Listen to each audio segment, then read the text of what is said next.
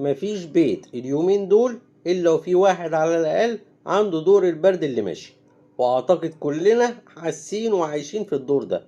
طيب يا ترى العدوى اللي منتشرة اليومين دول هي متحور من متحورات كورونا ولا إنفلونزا ولا الكلام على إيه؟ الحقيقة هي متحور من متحورات كورونا، ومشكلتها الأكبر في العدوى البكتيرية الثانوية اللي بتنتج عنها.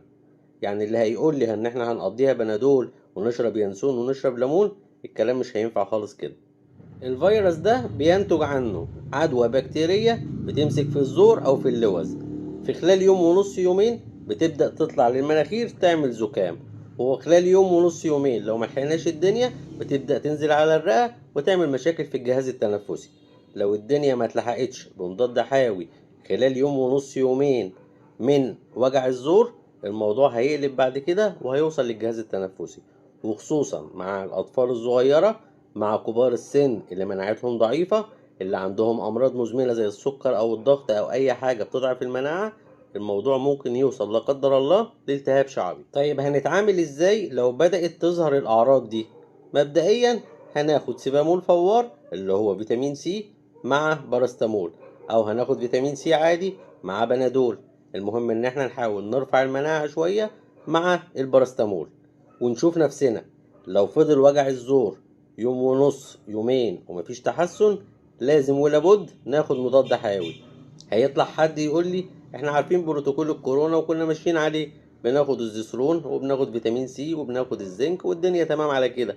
هقول لك لا، المتحول الجديد ما شاء الله بقى صايع شويه، ما عادش بياكل معاك الكلام ده. الزيثرون جسمنا تقريبا كلنا بقى عنده مناعه منه خلاص.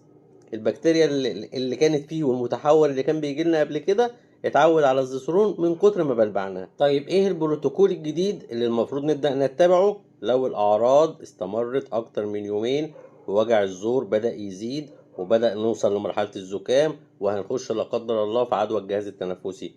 الشغل بتاع الزيثرون والزيثروسين والثلاث اقراص والخمس اقراص قلنا خلاص ما عادش فيه منه نتيجة. المفروض دلوقتي هنتكلم في مستوى تاني من المضادات الحيوية.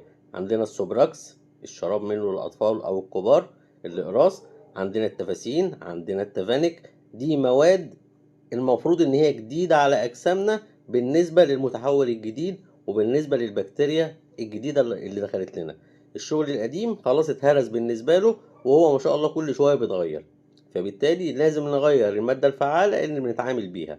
يبقى هنوصل لاننا نستعمل التافانيك او الليفوفلوكساسين. الحالة اكبر من كده هنبدأ نخش في الموكسيفلوكساسين زي الموكسيفلوكس. الحالة اكبر من كده لا قدر الله هنخش في الابرازوليد، ودي يعتبر من